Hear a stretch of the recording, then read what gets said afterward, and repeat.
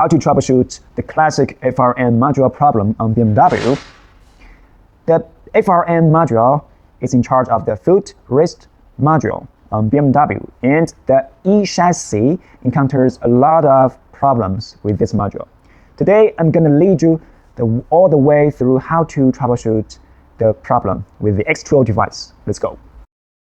The foot rest module, also known as the famous FRM, is only available on BMW models.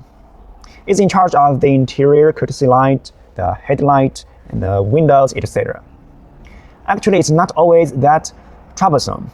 For example, for this X5, it's no longer a headache since the year 2014, after the X5 has switched from the E chassis to F chassis. First, never forget the VCI box. Enter auto scan, BMW, not EV.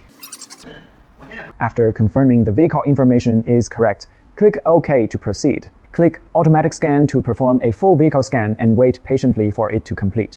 Once the scan is finished, navigate to the TRM system, where an active fault code has been detected. Requiring further attention, return to the main menu, click Special Functions, locate and select FRM Reset, choose BMW, and click OK to initiate the reset. The system will automatically perform the reset. Please wait patiently. After a brief moment, a confirmation pop-up will appear indicating that the FRM reset has been completed successfully.